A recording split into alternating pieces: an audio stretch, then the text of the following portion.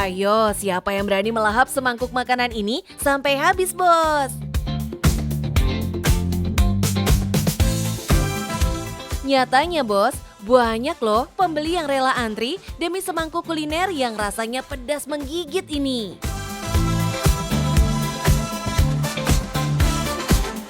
Cuma dari satu jenis jualan aja, omset yang didapat Pak Hermawan bisa sampai ratusan juta. Ini baru cuan, bos. Halo bos, saya punya usaha kuliner, tapi usaha saya mempunyai rasa Indonesia banget. Penasaran? Tetap di Cuan Bos.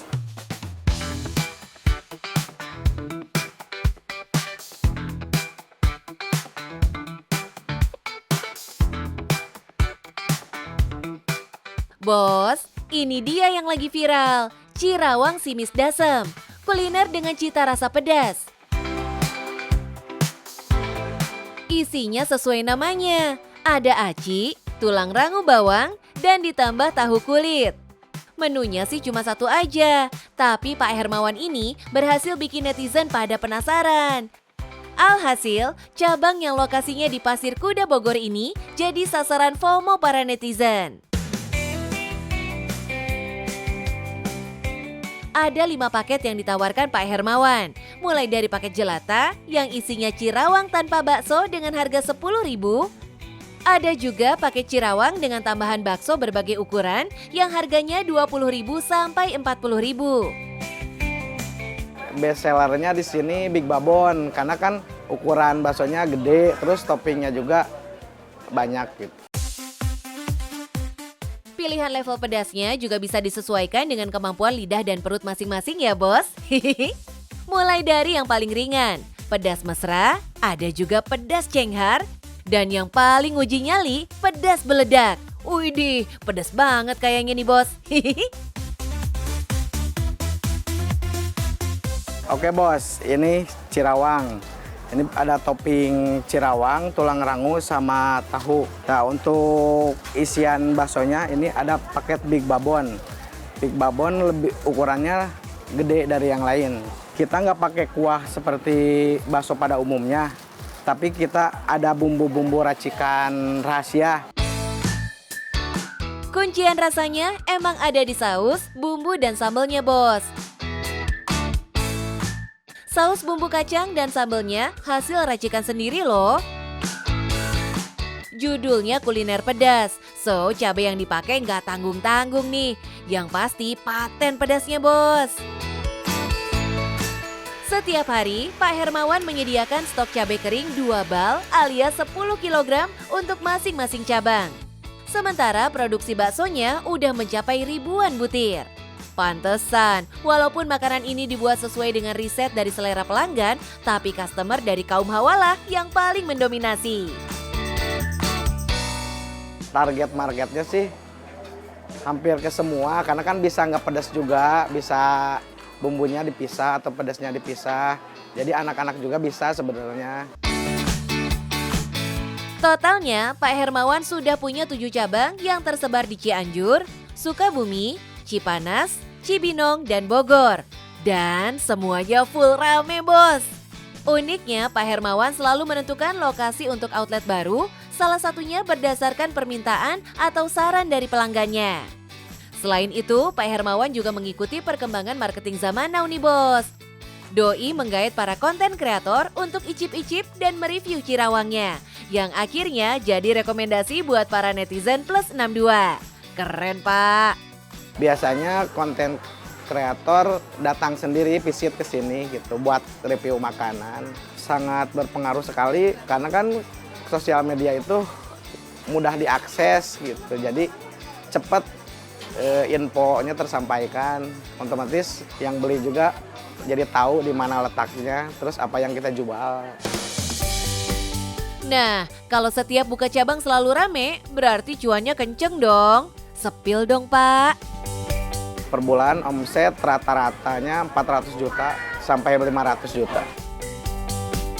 Wadidaw, bos. Omsetnya sepedas Cirawangnya nih. Tembus 0,5 M tiap bulannya, bos. Mantap.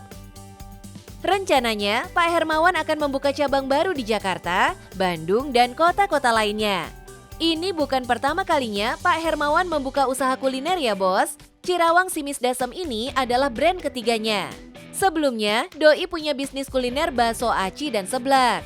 Kenapa sih Pak milih usahanya di bidang kuliner? Alhamdulillah dari dulu saya makanan terus dari 2019 karena dirasa kuliner sangat menjanjikan sekali ya. Untungnya juga bisa kelihatan tiap hari jadi nggak nunggu lama. Wah, berkah terus ya Pak. Semoga usahanya nggak cuma sukses buat ngisi dompet sendiri, tapi juga mengundang cuan buat yang lain. Amin. Dari bisnis Pak Hermawan tadi, kita jadi tahu ya bos, kalau ternyata dalam usaha kuliner, kita kudu banget ngerti kebutuhan dan kemauan calon customer sebelum kita mengeluarkan produknya. Pilihan tempat yang strategis juga jadi poin penting dalam membangun usaha. Oke bos, udah lihat usaha saya. Intinya kalau mau memulai usaha jangan takut, mulai dulu aja. Kalau udah berjalan, tetap fokus, berdoa, konsisten, yang pastinya cuan bos.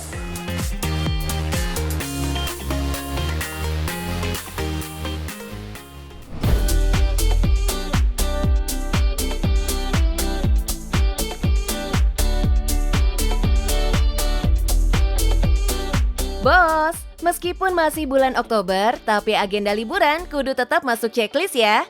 Di daerah Bogor ada nih one stop vacation terbaru yang bisa didatengin bareng keluarga atau bestie. Ada penginapannya, restoran, dan permainan yang dijadikan satu lokasi. Asyik kan bos? Pantes aja artis Mona Ratuliu dan suaminya mampir ke sini. Vibes-nya yang ala-ala sawah bikin mata seger memandang. Penasaran? Kepoin yuk bos? Yuk kita gas! Halo bos, selamat datang di One Stop Vacation Family terbaru. Pasti penasaran kan? Tetap di Cuan Bos.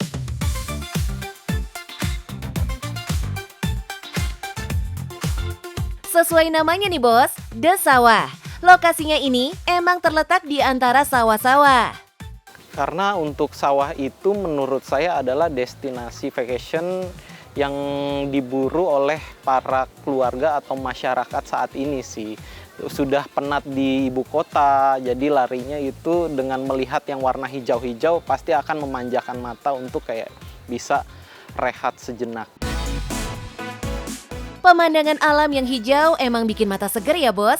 Pemandangan ini tersuguh di area restorannya.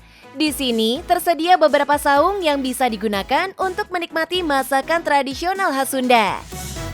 Mulai dari ayam panggang, ikan, sayur asem, bakwan, sampai nasi liwetnya. Rasanya semua enak bos, dan cocok banget dimakan bareng keluarga atau bestie. Oh iya, rata-rata menu di sini dibanderol 40 ribuan. Jangan lupa bos, kalau kesini kudu nyobain juga menu baksonya yang jadi cikal bakal berdirinya lokasi wisata ini. Kuah baksonya yang full kaldu dengan daging bakso yang full daging dijamin bikin nagih bos. Kita itu restoran yang memang sudah cukup lama, berawal dari Bakso Teresia, merambah ke The Sawah Resto, lalu kita merambah ke dunia resort. Dari restoran bakso, ekspansi bisnis ke tempat wisata. Gokil nggak tuh bos? Menurut Mas Rian, ekspansi ini terjadi karena adanya kebutuhan pengunjung untuk beristirahat maupun bermain. Makanya jadi punya konsep one stop vacation seperti ini bos. Di sini nggak hanya ada restoran tradisional aja bos. Sang owner juga membuat kafe kekinian dengan konsep Santorini. Menu yang dihadirkan kekinian banget, seperti kopi latte dengan topping popcorn, mojito, ataupun kopi. Untuk pilihan menu makanannya, don't worry bos, ada menu western yang bisa dipilih, seperti burger dan pizza. Udah kenyang nyobain semua menu makanannya? Di sini ada juga aktivitas yang bisa dicoba bos. Seperti seseruan naik bagikar keliling The Sawah, sambil selfie di beberapa spot kece di sini. Kalau mau yang lebih menantang adrenalin, cobain deh main ATV, menyusuri tanah berpasir layaknya pantai. Dijamin seru banget bos. Mau main basah-basahan? Bisa juga di sini, Bos. Ada wahana air yang bisa dinikmati bareng keluarga nih. Halo Bos, ini adalah salah satu wahana family yang ramah untuk keluarga, namanya Aquapark, yang dimana ada busa foam atau mandi busa yang bisa dinikmati bersama dengan keluarga dan anak-anak Anda. Makin seru lagi, ternyata di wahana airnya bisa mandi busa, Bos. Atraksi ini selalu ditunggu pengunjung yang datang ke sini. Harga untuk masuk wahana airnya juga murce, Bos. Cukup ngeluarin uang Rp35.000 untuk weekdays dan Rp50.000 untuk weekend. Saat weekend, pengunjung yang datang bisa 300 sampai 400 orang, Bos. Lelah beraktivitas di sini? Don't worry, Bos. Cobain aja penginapannya. Ada 3 tipe penginapan yang disediakan di sini. Seperti rumah joglo yang vibes-nya ala-ala rumah tradisional. Kemudian ada rumah lumbung. Dan yang paling laris manis nih, Bos, ada rumah apung yang punya view Sungai Situ Gede. Penginapannya cukup untuk 4 orang nih. Untuk harga penginapannya start dari Rp650.000, Bos. Murce sekali kan? Tempat wisata ramah keluarga ini nggak cuma ngelayanin tamu yang mau healing aja ya, Bos. Mereka juga bisa ngelayanin gathering perusahaan atau kunjungan sekolah yang mau field trip. Itu kita mengadakan untuk kayak kegiatan anak-anak sekolah, edukasi, agroedukasi, wisata, kayak menanam padi atau membuat kerajinan tangan, atau corporate atau government yang mau menginap itu bisa untuk diadakan aktivitas half day. Jadi kepo ya, Bos, berapa sih omset usaha ini? Kita hitung dari tiket waterparknya, Bos. Kalau di weekend ada 400 orang yang datang dengan tiket Rp50.000. Maka dalam sebulan bisa masuk Rp80 juta, Bos. Eits, ini baru dari tiket masuk waterpark ya, Bos. Belum dari resort dan restonya. Pasti omsetnya lebih besar, Bos. Mantap.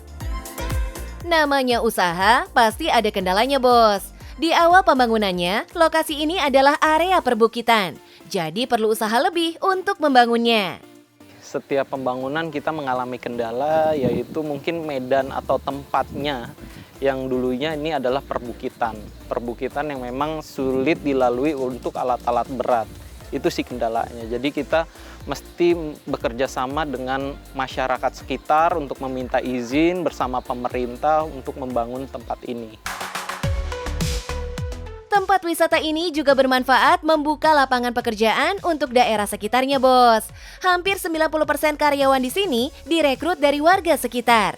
Jadi bisa membantu membangun perekonomian warga sekitar tempat wisata. Mantap! Bos, kalau kita mau bangun wisata, tunjukin uniqueness-nya. Yang penting cuan, Bos.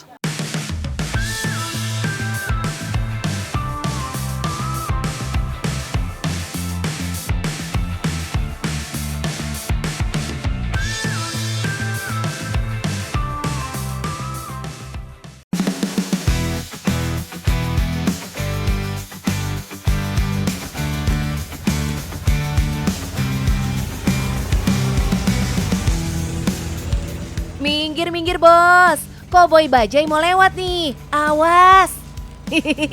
Tenang, Bos. Bajai yang satu ini nggak ugal-ugalan kok. Doi cuma mau lewat.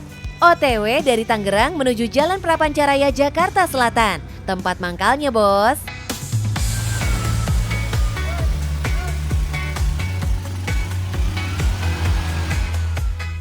Setiap Rabu sampai Senin, Bajai dan seisi-isinya siap tempur melayani calon pembeli yang lapar.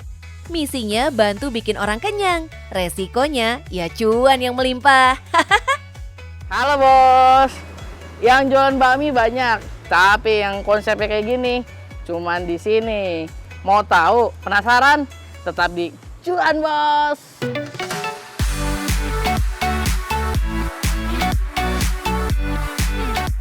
Bos, di Jakarta kalian udah jajan bakmi kemana aja hayo? Buat yang ngaku pecinta bakmi, belum afdol kalau belum nyampe sini, Bos. Yuk, kita kenalan sama Mas Satria, si koboi Bajai yang juga penggemar bakmi. Kenapa saya pilihnya bakmi? bakmi sendiri itu udah jadi perilaku konsumen makan pilihan kedua setelah nasi. Karena basicnya saya juga di ahli gizi, jadi saya belajar itu sih. Bener banget tuh bos, sebelum memulai usaha, kita perlu riset target pasar dulu, termasuk mengamati perilaku customer. Poin plusnya, Doi seorang ahli gizi yang udah pasti punya analisa valid. Doi pun menciptakan menu sendiri dari hasil riset tentang bakmi. Mie ayam udah ada, mie kocok Bandung udah ada, bakmi Bangka udah ada juga. Nah, kalau yang ini bakmi Hong Kong. Emang bedanya apa ya, Mas? Saya punya menu yang saya create sendiri, namanya bakmi Hong Kong. Dari analisis saya tuh, bakmi Hong Kong itu toppingnya banyak kan. Topping banyak inilah konsepnya saya bikin jadi bakmi yang toppingnya banyak gitu loh. Dan nggak pakai kuah. Toppingnya emang macam-macam bos. Ada ayam cincang, topping jamur, pangsit, juga bakso. Dan ini dia, topping yang nggak ada di bakmi lain pada umumnya, chicken grill. Yang bikin tampilan bakminya jadi makin mewah bos. Nah bos, ini dia yang bikin bakmi Hong Kong kita beda sama yang lain, yang bikin customer kita balik lagi. Selain aneka macam topping, Mas Satria juga menyediakan pilihan side dish yang bikin acara makan bakmi jadi makin meriah. Ada ayam udang mozzarella, bakso goreng, dan pangsit pedas. Aku tadi nyoba yang bakmi lebar. Kalau kamu? Lalu bakmi karet. Bakmi karet. Toppingnya yang bajai, yang topping ayam ayam giling ya, kayak gitu. Rasanya enak, rasanya ada pedas ladanya ya. Kan yamin ya, jadi dia nggak asin, lebih kecenderung manis dan itu pas sama pedasnya. Nah, konsep jualannya juga unik nih. Mas Satria mengadopsi konsep food truck, tapi ini versi mininya bos. Jadilah bakmi 3 roda. Sementara untuk tempat jualannya, Doi menerapkan sistem cafe hopping, yaitu mendatangi dan tinggal untuk beberapa waktu. Serta berkolaborasi dengan beberapa kafe di Jakarta sebagai tempat mangkalnya. Jadi, jajan dan makannya di bakmi milik Mas Satria.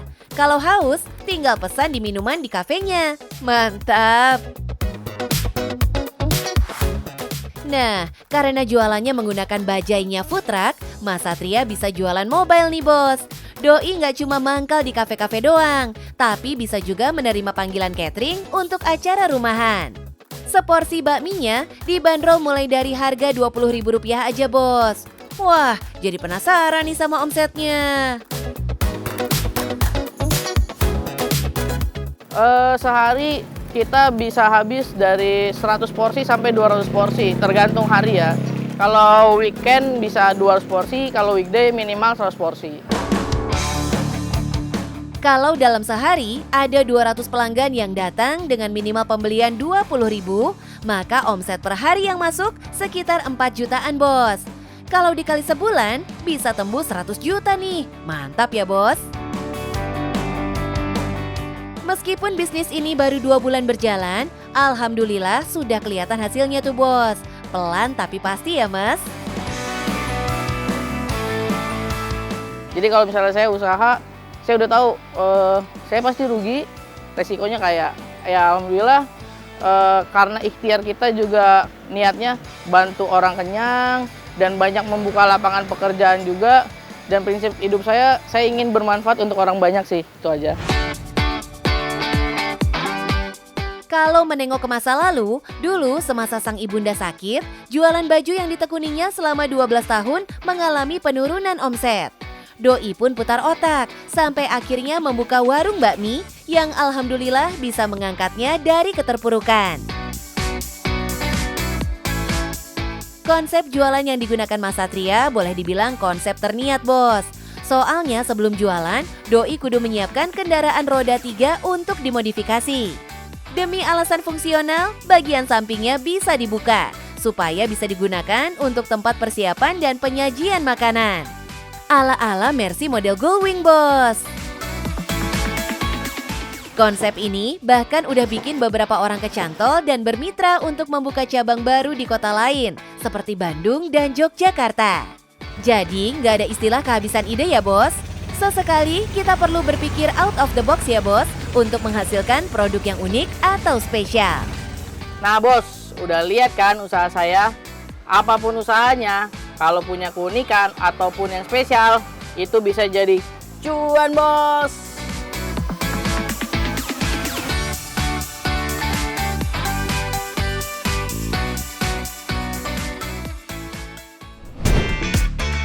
Bos, buat para penggemar olahraga voli, pasti udah nggak asing lagi nih sama atlet voli yang satu ini ya.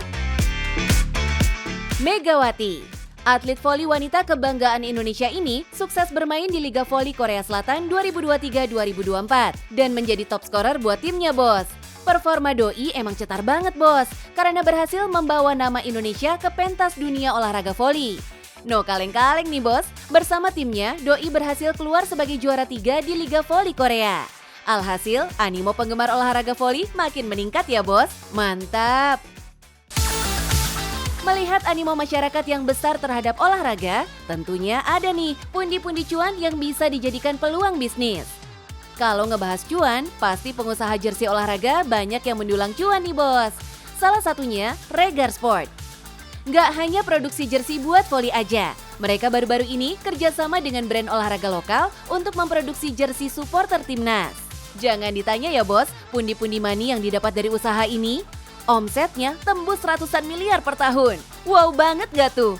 Bikin mata tim cuan menghijau nih bos.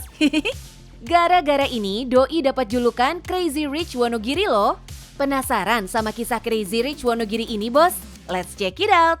Halo bos, perkenalkan saya Jumarianto atau yang biasa dipanggil Om Jum, juragan jersey dari Wonogiri. Mau ikuti perjalanan sukses saya? Mulai dari jualan sembako sampai memiliki pabrik jersey seperti ini, ikuti saya di Cuan Bos.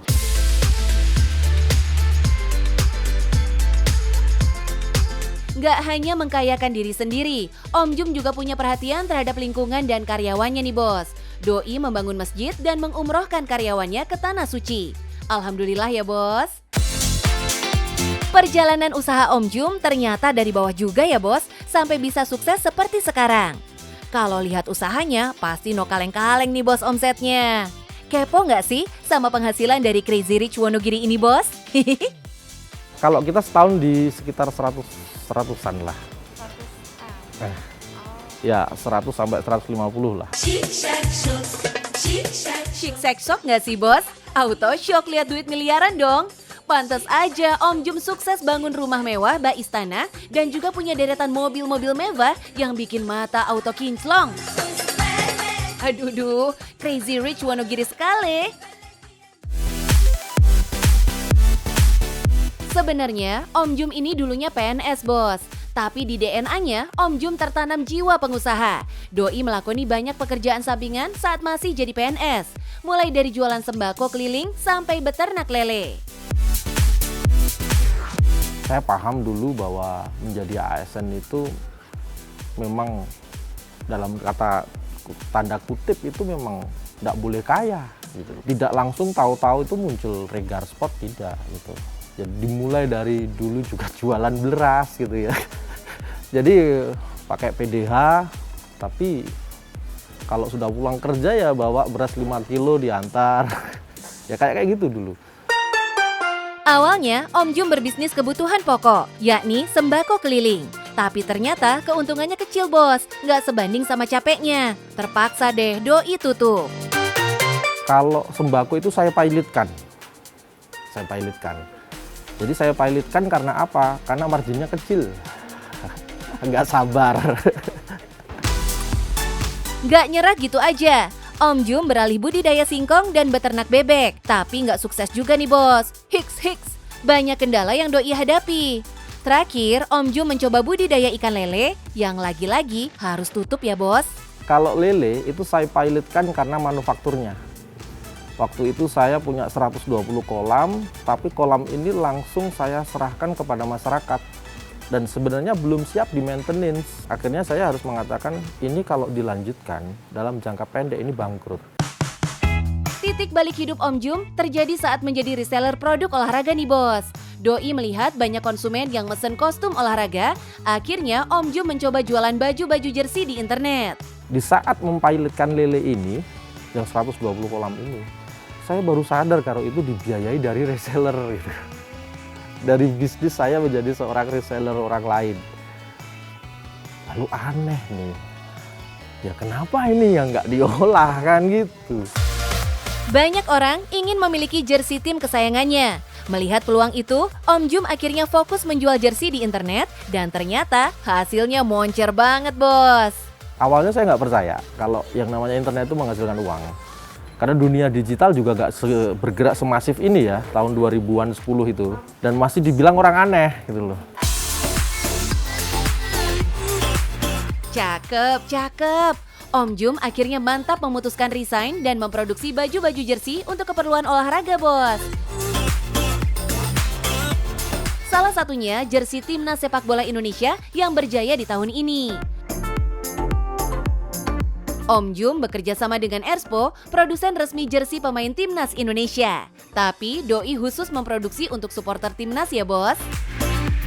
Oke bos, kalau bisa kita share, tahun ini Regar Sport itu berkesempatan menjadi eksklusif partner custom jersey untuk yang supporter dari Erspo dan PSSI.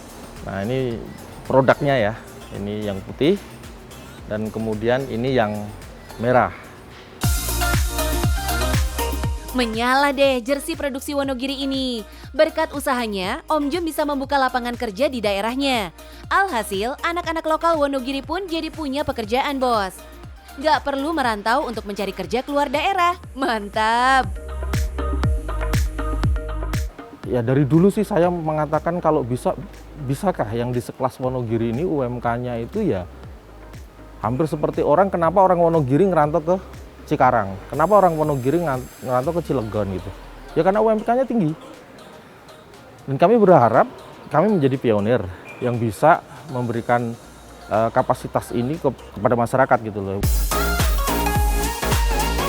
Biar produksinya terus berjalan, Om Jum menjaring ribuan reseller untuk bergabung yang tersebar di seluruh Indonesia. Salah satu reseller yang memanen cuan nih bos, ada Kak Rizka yang sudah bergabung sejak tahun 2018. Bisa mencapai, kalau di sini kita capaiannya itu dari slot ya Kak ya, jadi setiap transaksi itu kan ada yang pesanan ecer maupun lusinan. Dari situ kita sekitar 2000-an pesanan itu dapat 1 M itu Kak. Wow, sebulan bisa dapat omset 1 M bos, hanya jadi reseller. Ini duit apa daun ya? Agar produknya semakin dikenal luas, Om Jum berkolaborasi dengan beberapa artis nih. Mulai dari Wali Band sampai Dimas Ahmad. Keputusan Om Jum buat resign dari PNS dan menjadi pengusaha, nggak salah ya bos. Berani mengambil resiko dan mengambil peluang, menjadikan Om Jum bisa sukses seperti sekarang. Meskipun pernah gagal dalam usahanya, Om Jum tidak patah semangat. Selalu mencoba membuat usaha lagi, sampai akhirnya bisa sukses seperti sekarang. Menghasilkan remah-remahan kekayaan ini bos. Wah, tim cuan kasih jempol deh bapak. Definisi pantang mundur sebelum cuan nih bos. Prinsip bisnis itu ada 2. Yang pertama adalah untung, yang kedua adalah berkelanjutan. Jadi bisnis yang tidak untung dan tidak berlanjutan itu sama aja bohong. Makanya yang penting cuan bos.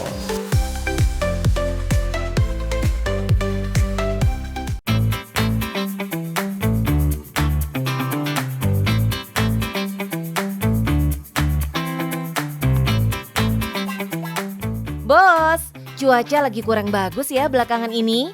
Emang paling bener jaga stamina dengan makan buah-buahan. Opsi yang bisa dipilih, rujak nih bos. Udah punya usaha kecil dan hasilnya lumayan bos. Tapi masih bingung gimana cara menarik investor untuk mengembangkan usaha kita? Simak tips dari Mr. Cuan bos.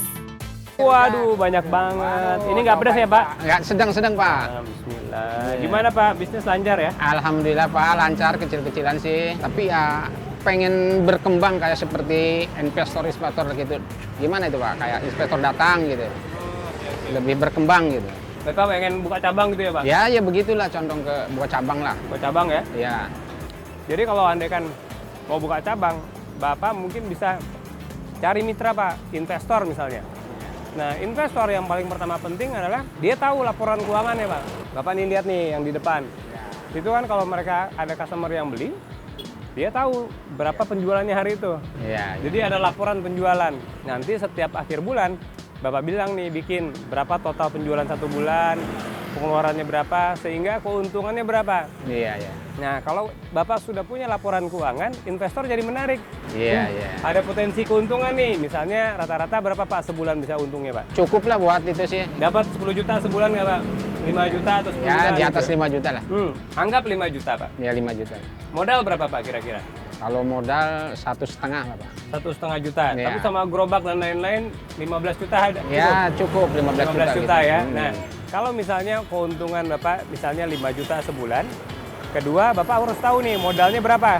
Ya. Bapak tadi kan tahu 15 juta. Ya. Bapak bisa bilang ke investor siapa yang mau invest, total investasinya 15 juta. Ya. Nah, dari pengalaman yang ada, gerobak ini bisa menghasilkan bersih 5 juta sebulan. Iya. Artinya kan 3 bulan sudah balik modal, Pak.